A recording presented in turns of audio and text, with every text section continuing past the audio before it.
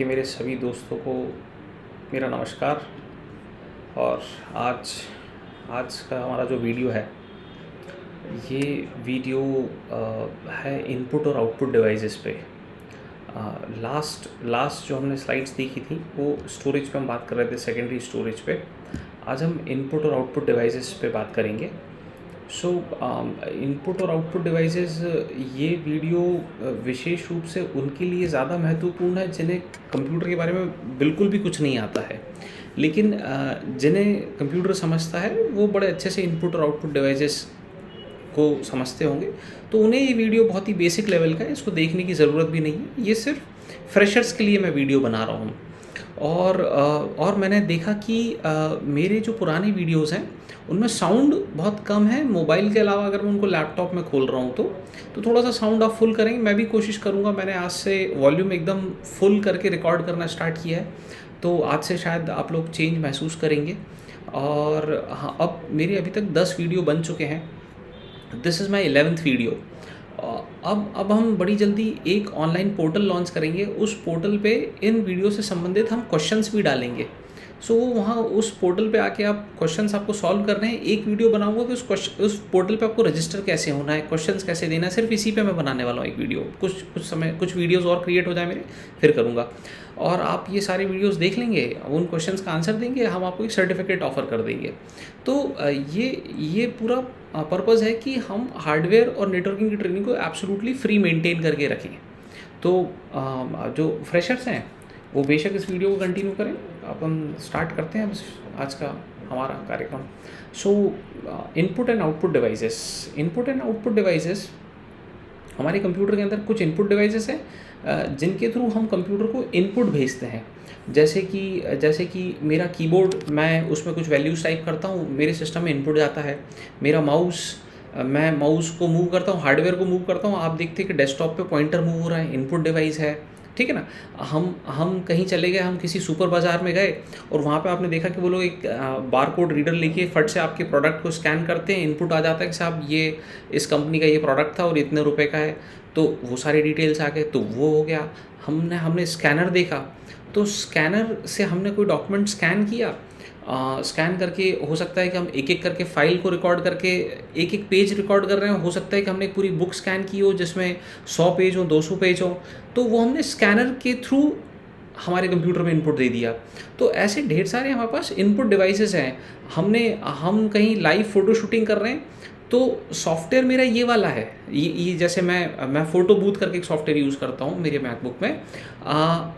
मैं इसमें एक एडिशनल कैमरा लगा के कहीं और का डिस्प्ले भी दिखा सकता हूँ और उसको बहुत हाई रेजोल्यूशन पे मैं स्टोर कर लूँगा।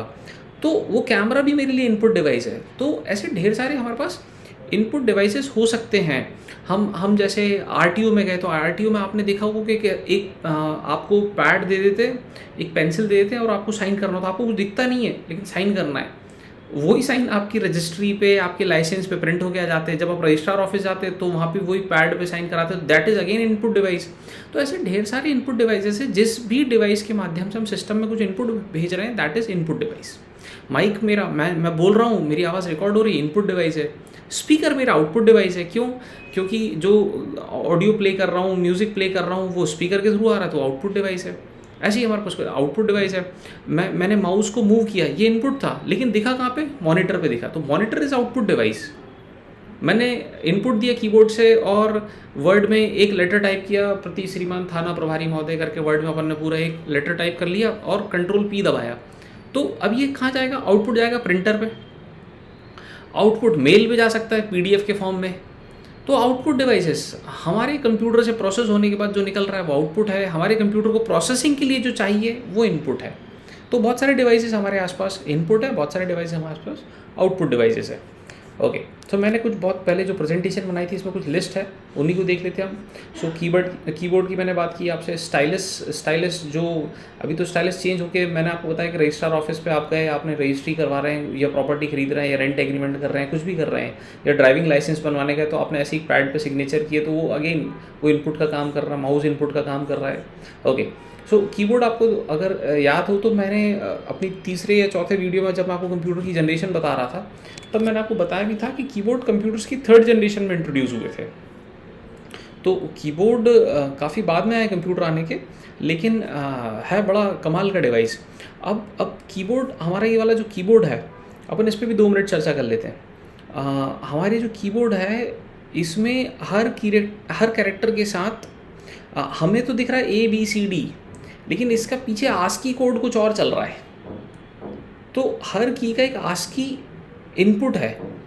अगर आप इस बात को समझेंगे कि भाई कंप्यूटर को तो 0 1 के अलावा कुछ नहीं समझता है, तो हम 0 और 1 की जगह हम ये ABCD, या फिर हमने हमारी कंपनी का नाम IT इन्फोटेक प्राइवेट लिमिटेड ये स्टोर कराना है, तो ये स्टोर कैसे होगा? तो अगेन फिर जैसे ही मैं यहाँ से A प्रेस कर रहा हूँ तो वो आस्की कैरेक्टर सेट से उठा के उसने A मतलब कैपिटल A है तो 65 उसकी वैल्यू हुई, तो उसको जाएगा और उसको स्टोर कर लेगा उस फॉर्म में। तो कैपिटल A की वैल्यू हुई 65 का बाइनरी हुआ 0 1, उसके बाद बहुत सारे 0, फिर लास्ट में 1, तो कुछ ऐसी वैल्यू निकल के आई। वैल्यू मतलब बहुत सारी वैल्यू, 0 मतलब कि मैक्सिमम 8 कैरेक्टर का एक ऑक्टेट बनेगा। सो मैक्सिमम 8 कैरेक्टर्स हो सकते हैं ना। तो ऐसे मेरी 0 1 की कैपिटल A की वैल्यू निकल के आ गई 65 की बाइनरी वैल्यू आई 0 1, उसके बाद कुछ 5 0 और उसके बाद 1, तो ये क्या हो गया 65 की बाइनरी वैल्यू आई। अब 0 मतलब 1 बिट, कौन सी बिट? Of bit. 1 मतलब on bit, on. So on और ऑफ, बस इसी के कॉम्बिनेशन से हमारे कंप्यूटर में हम डेटा स्टोर कर रहे हैं। तो इन दिस वे हमने कैपिटल A का डेटा स्टोर कर लिया। अब इसी कीबोर्ड के साथ हमारे बहुत सारे स्टैंडर्ड कैरेक्टर्स एडेड है आस्की के। कभी कभी हम लोग पहले क्या करते थे, या कभी कभी आप भी देख सकते हैं कि जिनके पास प्रॉपर कीबोर्ड होता है वो ऑल्टर दबा के कुछ कीबोर्ड से नंबर लॉक वाली जो कीज़ है उनसे कॉम्बिनेशन दबाएंगे तो एक नई की जनरेट हो जाएगी और वो पासवर्ड स्टोर कर सकते थे। ये मैं बहुत ही अलग लेवल की बात बता रहा हूँ, क्योंकि आपको कोई बहुत ही सीक्रेट पासवर्ड रखना है, तो जो ऐसा पासवर्ड जो कि आपके कीबोर्ड पे हो ही ना, दिखता ही ना हो कैरेक्टर, तो आदमी ट्राई क्या करेगा। लेकिन ऑल्टर दबा के आप बहुत सारे कीज़ जनरेट कर सकते हैं। उसका एक चार्ट आता है, थोड़ा सा मेहनत करेंगे तो मिलेगा, और आप वो अपने पासवर्ड में स्टोर कर लीजिए। आपका पासवर्ड कभी कोई ब्रूट फोर्स कर ही नहीं पाएगा, क्योंकि उसको पता ही नहीं कि आपने कुछ अनोखा कैरेक्टर रखा हुआ है पासवर्ड स्टोर करने में, है ना। अब बहुत सारी वेबसाइट्स ऐसी हैं कि जो इन अनोखे कैरेक्टर्स को एक्सेप्ट ही नहीं करती हैं, लेकिन बहुत सारी हैं जो कर लेती हैं, तो वो आपको हिट एंड ट्राई करना पड़ेगा। लेकिन अगर आप नहीं कर लिया तो आपका पासवर्ड कभी कोई ब्रूट फोर्स नहीं कर पाएगा। ब्रूट फोर्स होता है पासवर्ड पे एक अटैक, अपन बाद में आगे बात करेंगे इसके बारे में। ओके, तो कीबोर्ड हुआ। अब कीबोर्ड में हमारे पास ऊपर देखिए कुछ स्पेशल कीज़ होती हैं, F1 F2 F3 F4 F5 F6। पहले ये सिर्फ यही होती थी, आजकल कीज़ की कमी पड़ गई है, मल्टीमीडिया सिस्टम आ गए, तो इन्हीं में माइक के म्यूट करने का बटन दे दिया, स्पीकर का वॉल्यूम बढ़ाना है, स्पीकर कम करना है, स्पीकर का म्यूट करना है, ऐसे बहुत सारे बटन दबा दिए। अब आप देखेंगे कुछ लोग परेशान होते रहते हैं कि इन कीज़ को यूज़ कैसे करना है, तो उन्हें समझ में आ जाता है कि उनको हमेशा FN दबा के इन कीज़ को यूज़ करना है।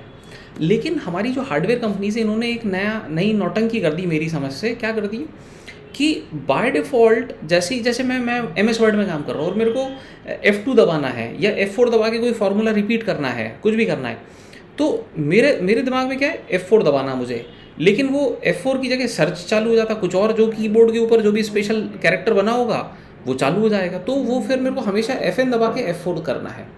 सो इसका सॉल्यूशन क्या है कि आपको ये FN की जगह आप इसको रिवर्स अगर करना चाहें तो आपको, मैंने एक दिन बताया था, हमारे सिस्टम में बायोस होता है। बायोस में आप डेल दबा के F2 दबा के F10 दबा के सर्च करना पड़ेगा कि आपके कंपनी के लैपटॉप या डेस्कटॉप में जो कीबोर्ड आपके साथ, जो सिस्टम, जो मदरबोर्ड आया है उसके बायोस में कैसे एंट्री करेंगे, और उसमें जाके आपको एक ऑप्शन मिलेगा फंक्शन की। तो फंक्शन की को अगर आप टोगल मोड है उसमें, फंक्शन की को आप बंद भी कर सकते हैं, फंक्शन की को टोगल भी कर सकते हैं। टॉगल करना मतलब कि फिर F2 डायरेक्ट दबने लगेगा और उसके ऊपर मान लीजिए स्क्रीन ब्राइटनेस कम या ज़्यादा करने का ऑप्शन है, वो FN के साथ दबाना पड़ेगा। तो बायोस से भी कर सकते हैं और कीबोर्ड से भी FN का ऑप्शन अलग अलग मिलता है। आप FN के साथ एस्केप दबाएंगे तो वो फंक्शन रिवर्स भी कर देंगे। हर सिस्टम की सेटिंग आपको सॉफ्टवेयर में अलग मिलेगी, तो वो सेटिंग्स को आप चेंज कर सकते हैं कीबोर्ड की, है ना। कुछ डाउट अगर कभी लगे तो आप मेरे इस वीडियो में कमेंट डाल दीजिए, मैं आपकी पूरी हेल्प करूँगा जो मेरे से हो पाएगी। ओके, सो अपन कीबोर्ड की बात कर रहे थे। अब कीबोर्ड का जो हमारा लेआउट होता है, ये हम इंग्लिश EN लिखा रहता है इसको, और ये हम जो यूज़ करते हैं ये यूके इंग्लिश कैरेक्टर कीबोर्ड होता है। सो आपसे कहीं पूछता है कि आप कौन सी कीबोर्ड फॉलो करते हैं, तो हम यूके का इंग्लिश कीबोर्ड फॉलो करते हैं।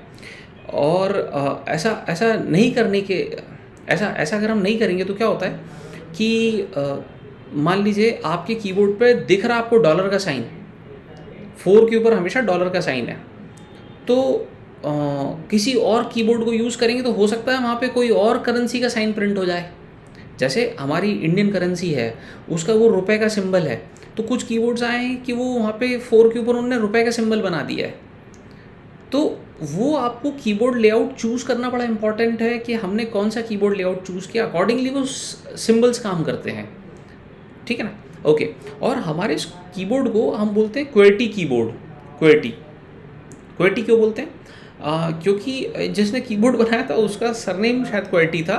और देखिए, आप अगर अपने कीबोर्ड को देखें तो QWERTY ये लाइन से कैरेक्टर सेट कर दिए उसने अपने नाम से।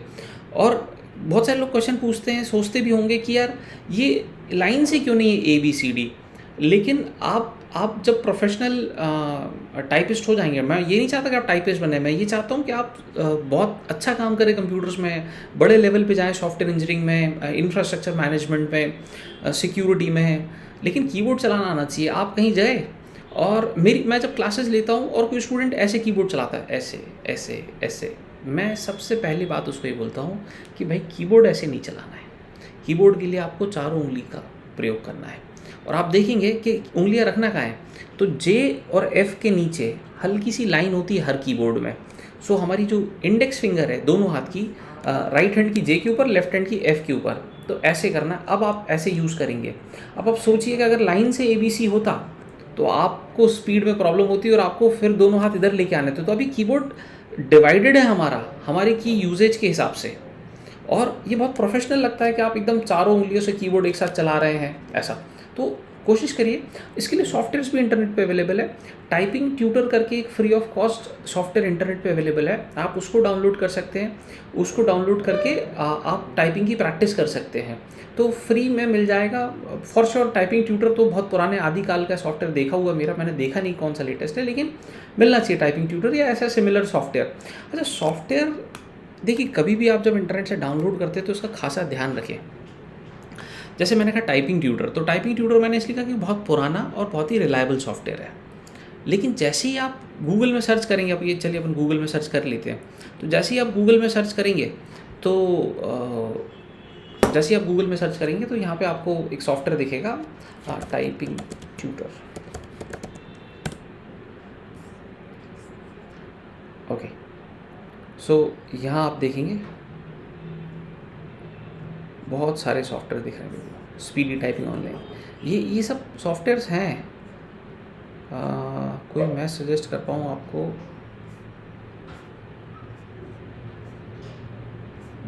नहीं, मुझे तो ये पहला वाला ही बेस्ट लग रहा है, speed typing, free online typing. तो ये बढ़िया सॉफ्टवेयर है और ऑनलाइन ही दे रहा, आपको कुछ डाउनलोड भी नहीं करना है, तो आपके सिस्टम से कोई इन्फॉर्मेशन भी कहीं नहीं जाएगी। सो ये फ़ायदा हो जाएगा आपको। ओके, तो हम अभी आज कीबोर्ड पे चर्चा कर रहे थे। नेक्स्ट वीडियो में हम माउस पे बात करेंगे, माउस को कैसे हैंडल करना है। ऑल्दो माउस में कुछ ऐसा बहुत ज़्यादा रॉकेट साइंस है नहीं, माउस बहुत ही सिंपल होता है। बस माउस में आप मुझे नहीं पता कि बीच वाले बटन को यूज़ करते हैं कि नहीं करते हैं। माउस में वो जो रोलर है, वो रोलर भी है और एक बटन भी है।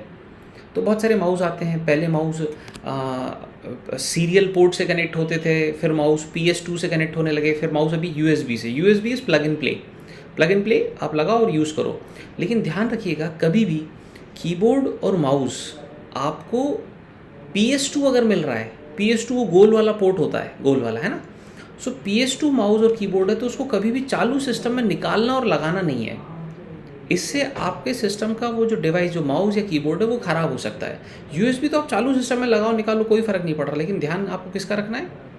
PS2 का, PS/2 बोलते हैं उसको, और वो गोल पोर्ट होता है ग्रीन या ब्लू कलर का, तो आपको उसका ध्यान रखना है।